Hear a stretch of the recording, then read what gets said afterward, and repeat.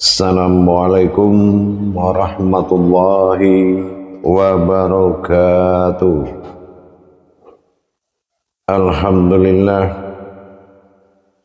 alhamdulillahi rabbil alamin. Assalatu wassalamu ala asrafil anbiya'i wal mursalin, sayyidina wa maulana Muhammad. Ashhadu an la ilaha illallahul malikul haqqul mubin, wa ashhadu anna Muhammadan abduhu wa rasuluhu was-sadiqul wa'adal amin. Allahumma salli wa sallim wa barik wa karim ahzanul nabil karim, ihdinil ladzi min jalalika wa innal ladzi min jamalika wa innahu min kitabika wa tahirin wal mujahidina amma ba'du. Ibadallah wa itaqullah. Bersyukur kita kehadiran Allah dengan mengucapkan alhamdulillahi rabbil alamin atas segala limpahan karunia rahmah dan hidayahnya, sehingga diberikan kesempatan buat umat untuk menjalankan pemahaman dan menjalankan kerohanian sampai menuju yang al-haq kepada Allah. Bersalam kita tidak akan pernah terlupakan. Marilah sama-sama kita sampaikan kepada junjungan kita Nabi Allah, Nabi al-akhir zaman, Rasulullah Muhammad sallallahu alaihi wasallam. Atasnya kalimahnya kita kalamkan dengan membacakan Allahumma sholli ala sayyidina Muhammad wa ala alihi sayyidina Muhammad. Alhamdulillah, bertemu lagi dengan saya Guru Mursyid Syekh Nur Muhammad Buya Irwan Maulana Al-Khalidi, Pasaman, Sumatera Barat. Tentunya dalam makom majelis zikir Ma'rifatullah dalam naungan Yayasan Islam Hidayatul Mubarakah, dalam tampilan syiar wadah syiar kita yang kita banggakan, yaitu YouTube Buya Pasaman Timur, yang insya Allah selalu berbagi wawasan dan ilmu pengetahuan demi meningkatkan keimanan dan ketakwaan kita kepada Allah Subhanahu wa ta'ala. Para hadirin dan hadirat, kaum muslimin dan muslimat dimanapun berada, jamaah rahimakumullah. Pada pertemuan ini saya akan berbagi wawasan tentang ketuhanan yang melakukan perbuatan kepada sifatnya sendiri, yang mana bertingkahnya aku pada tingkahku sendiri sama artinya dengan bersifat aku pada sifatku sendiri. Ini kita lihat bagaimana dia bersifat pada sifatnya, sehingga apa yang kita kenal dalam dunia tasawuf, aku ingin menjadi Tuhan, maka menjadikanlah umat. Nah, kalam ini yang jadi itu adalah umat, dan Tuhan adalah keinginan dari dia sang kholik ingin menjadi Tuhan, tapi kujadikanlah umat. Ini kata kunci. Artinya dengan jaminan rumus Tuhan bernama satu atau alif, dengan tugas dan kewajiban pada tanda kita lihat. Alif bertanda satu tunggal, dengan sifat wahid dengan alif berpertanda satu ahad. Nah, ini perbedaan antara alif sifat natijah tak terlihat dan ada alif yang sifatnya terlihat, yaitu nur kasiyah. Seperti apa yang saya sampaikan, berhaknya garis lurus itu dipanggil dengan tanda Tuhan, yaitu alif. Itu menandakan adalah ayyan karajiahnya. Dihalalkan bagi kita mengimani tanda garis lurus satu itu bernama alif. Tetapi di balik itu yang terlihat itu memang alif. Disinilah fungsi kedua, yaitu memandang di balik makna yang tertulis tadi. Inilah yang dikatakan bersifat aku. Mempedomani sifat Tuhan dalam aftar adalah kekuasaan, adalah bersifat ketuhanan. Dan bersifat kita memahami sifat ketuhanan dengan ba'dalnya adalah ketunggalan wahid yang tidak bersekutu dengan apapun. Ini dijadikan pada pedoman satu.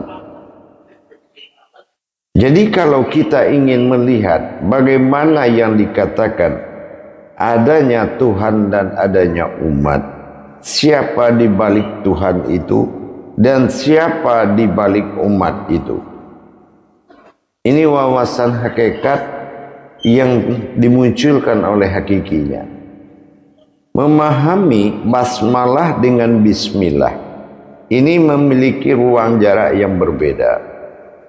Memahami basmalah ini adalah bersifat aftar pada ahad, sementara memahami tentang ba'dal adalah bersifat ba'dal atau wahid. Nah, ini disebut dengan ilah, sementara ahad ini disebut dengan ta'ala. Kalau memang demi ketuhanannya kepada Tuhan, itu namanya lillahi ta'ala. Jadi tidak ada lagi perbuatan lain melainkan ta'ala itu adalah kata untuk Tuhan dan ilah adalah untuk Tuhan. Perbedaannya, ta'ala berlaku dalam ketuhanan dan ilah berlaku dalam masa Tuhan. Memahami dua hal tersebut, muncullah kata Tuhan dan umat. Hakikatnya kalau dikatakan itu adalah umat, itu sudah pasti berkisar kepada sifat aftar atau alif. Aftar terlihat, kodratnya menjadi 3 bagian. Kesempurnaan Tuhan pada aftar ini menandakan 3 kodrat. Adanya umat, adanya Tuhan, adanya dia yang ingin menyaksikan umat dan Tuhan. Ini bekerja pada alif, maksudnya adalah bekerja pada satu kodrat. Bukan kita menempatkan umat berbeda dengan Tuhan. Bukan kita membedakan ini Tuhan, ini umat. Bagaimana ada Tuhan tanpa ada yang menjadikan Tuhan? Artinya yang akan menjadi panutan. Bagaimana ada umat pencapai Tuhan kalau tidak ada ketuhanan yang bersifat umat? Kalau Allah Tuhan adalah sebutan untuk dia, maka ketuhanannya inilah yang berasma kepada Allah dan keumatannya berasma kepada Muhammad. Allah dengan Muhammad dalam asma ketuhanan disebut dengan Ahmad. Ahmad adalah batin sejati bagi batin yang nyata. Batin nyata disebut ilaha, ilah yaitu Tuhan, yaitu yang mengalir kepada seluruh alam disebut hayat. Sementara yang disebut dengan ba'dal adalah ketunggalan dan kewahidan, itu disebut dengan dia atau ilah.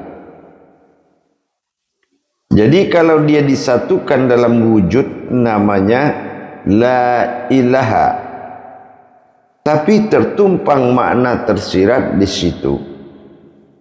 Ada kata la ilaha.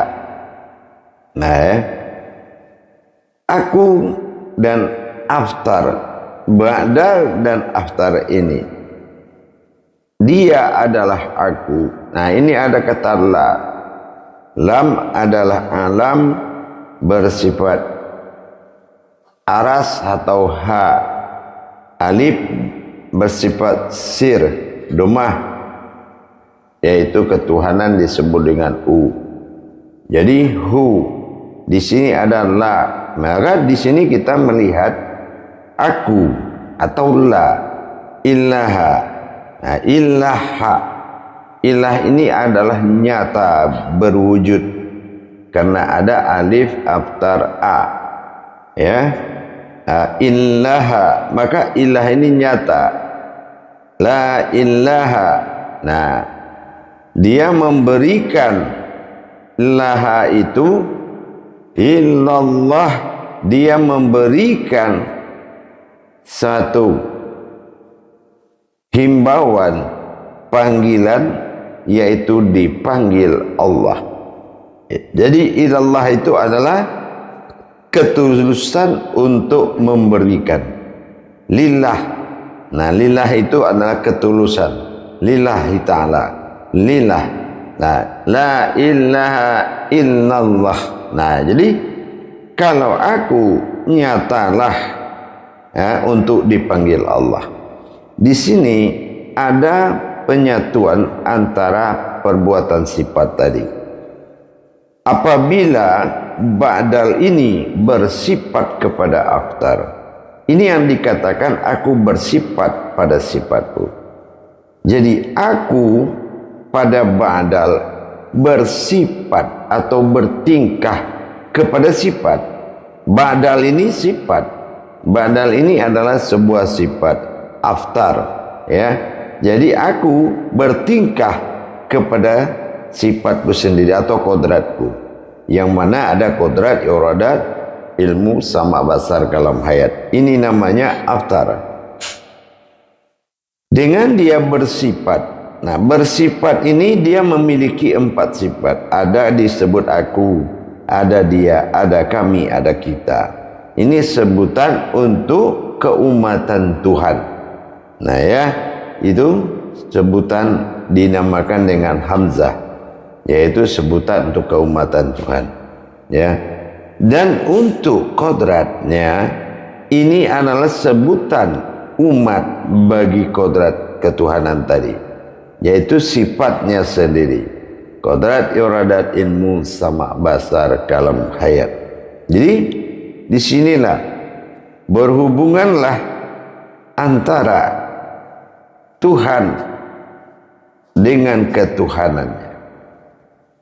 Kalau ketuhanannya tadi, ini adalah keumatan yang melakukan perintah ketuhanan, yaitu mengatur semua isi alam, mengatur semua makhluk, dan menyampaikan amanah untuk kembali mencari Tuhan dengan berkiblat kepada Allah. Zat yang terlihat adalah kiblat. Dengan demikian, zat yang terlihat itu adalah wujud daripada Tuhan, disebut dengan Allah. Allah memiliki 2 perkara. Allah Rabbil Alamin, Allah pada ilahin nas. Makanya azan itu 2 kali. Artinya Allah bagi Tuhan bagi diri, dan Allah bagi Tuhan sekalian alam. Ini adalah Allahu Akbar, Allahu Akbar, ya. Dengan demikian, mencari keumatan adalah dengan mempelajari ketuhanan. Keumatan dan ketuhanan adalah suatu keinginan bagi dia, bukan suatu yang berpisah. Seperti kita makan ingin disuapkan oleh tangan kanan. Apa salahnya mulut kita langsung ke piring? Tetapi pelayanan malikin nas, kerajaan dan rajanya manusia itu dilayani dengan bersifat aku melayani zahirku. Nah, ini adalah satu keesaan, satu kesenangan bagi dia di dalam bertajalli. Kesenangan dia dalam menikmati keinsanan dia. Nah, sementara keihsanannya adalah Tuhan Allah, sementara keinsanannya adalah Muhammad. Nah, inilah yang menjadi keinsanannya, menjadi panutan bagi sekalian alam. Makanya masa insan adalah masa alam, masa yang nyata, tapi ihsan adalah masa Tuhan. Apakah dia masih berkeinginan? Iya, karena masa keumatan tadi adalah perbuatan ketuhanannya dalam masa keumatan, bukan perbedaan umat dan Tuhan. Nah, ini adalah pekerjaan Tuhan adalah memberi, ya, pekerjaan umat adalah menerima. Inilah memberi dan menerima, itulah kodrat Tuhan. Hanya satu itu saja, memberi dan menerima, memberi Allah dan menerima umat. Inilah hablum minallah. Dan apabila umat melaksanakan kewajibannya kepada Tuhan adalah tingkah yang memberikan kewajiban kepada zahirnya, maka ini disebut hablum minannas. Jadi bagaimana Tuhan melaksanakan perbuatan keumatannya dan melaksanakan ketuhannya dalam satu alif, yaitu satu kodrat. Jadi tidak ada perpisahan, terpisahnya mana umat, mana Tuhan. Jadi kalau kita menempatkan ini tidak pada posisi alif, maka ini akan berpisah dalam pandangan. Maka ini akan berpisah dalam pandangan.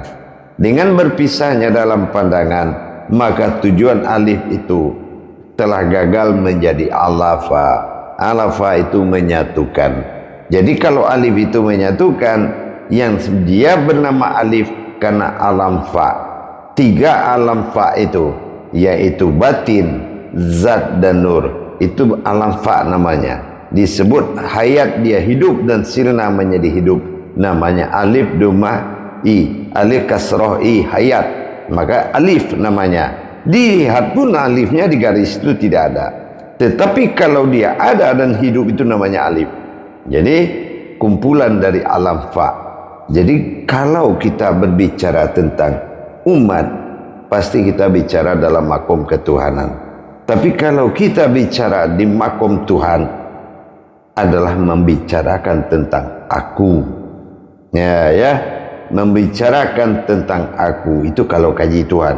Tapi kalau kaji ketuhanan, berbicara tentang Tuhan dan umat. Dikatakan dia umat, tapi dia Tuhan. Dikatakan dia Tuhan, dia adalah umat. Siapa yang waktu masih kecil, aku. Siapa yang sudah dewasa, itu aku. Dan siapa yang sudah tua, itu adalah aku. Inilah yang dikatakan dengan bersifat aku pada sifatku sendiri, bukan karena banyak. Ingat itu, rumus diri adalah rumus aku. Rumus aku adalah rumus Tuhan. Rumus Tuhan adalah rumus ketuhanan. Jadi kalau kita melihat dari sisi makom kajian ketuhanan, maka wajib kita mencari kebesaran-kebesarannya. Mana kebesarannya? Aftar itu adalah kebesaran dari ketuhanan. Tapi ba'dal wahid tunggal itu adalah keesaan dari ketuhanan. Ini berbeda jemaah para hadirin. Jadi kita tidak bisa salah menempatkan dalam satu pembahasan. Ya, jangan salah menempatkan pada makom kajinya. Lihat dulu makom kajinya. Apa ini di kebesaran? Apa ini di kekuasaan? Apa ini di kekuatan? Kebesaran Allah dengan wujudnya Muhammad, dan kekuasaan Allah ya dengan adanya Allah Tuhan zahir terlihat, dan kekuatan Allah adalah sesuatu yang diam menggerakkan yang zahir dan bertingkah pada sifat umat. Itu hanya satu. Makanya Tuhan, wa fi anfusikum afala tubsirun, pengkajian itu kembali kepada diri kita sendiri. Jadi tidak ada perubahan dari suatu perbuatan Tuhan menjadi dua, tetapi satu itu menjadi tiga. Ya, tiga ini bertauhid dalam lima. Nah, lima ini bersifat dalam tujuh. Tujuh ini berhakikat dalam sembilan. 1, 3, 5, 7, 9 dalam masa ganjil. Nah, ini sudah lihat ternyata memang ganjil genap di dalam hitungan Tuhan itu kembali kepada satu. Jadi tidak boleh kita memberikan penamaan dari perbedaan sebutan. Kenapa? Karena itu tingkahnya sendiri. Jadi di sini kita akan merasakan bagaimana Allah berupaya untuk kembali menjadi wahid, dan dia ingin menikmati keahatannya, sifat aftarnya. Seperti kita di rumah tangga, menikmati rumah tangga itu dengan menikmati kehadiran anak, ya, kebahagiaan itu dengan adanya istri. Tetapi bagaimanapun sumber dari segalanya berasal daripada suami. Itu adalah ingin bahagia, ciptakan bahagia. Ingin bermasalah, ingin tidak tenteram, silakan ciptakan kebatilan. Nah, kembali juga seperti itu terhadap ketuhanan. Menilai Tuhan dalam Tuhan, menilai Tuhan dalam ketuhanan adalah dengan mengkaji umat. Umat dikaji adalah perbuatan dari Tuhan itu sendiri. Ini yang dikatakan masa insan. Ya, masa insan ini adalah masa sifat. Makanya alam insan adalah alam sifat, dan tidak beranak dan tidak diperanakan, dalam arti tidak ada wujud kedatangan keturunan, tapi adalah kedatangan diriku sendiri. InsyaAllah jemaah, dengan kita mulai mengimani dan menikmati, makanya di dalam kehidupan kita sehari-hari yang dikatakan mengabdi kepada Allah, yaitu dengan membalas segala nikmatnya. Itu yang dikatakan mengabdi kepada Allah. Apa yang menjadi balasannya? Kalaulah kita ingin makan, begitu kita makan, kita harus ada kesadaran pelayanan ketuhanan itu di setiap perbuatan 24 jam akan diisi oleh aku yang mengalami. Apa yang aku alami apabila kita makan, memang kenyangnya ada di kita, tetapi nikmatnya serahkanlah kepada yang memberi. Nah itu, kalau kita naik motor, naik mobil, siapa yang bilang tidak nikmat? Tetapi nikmat itu milik Allah. Maka ya Allah, hanya inilah yang mampu kuberikan kepadamu.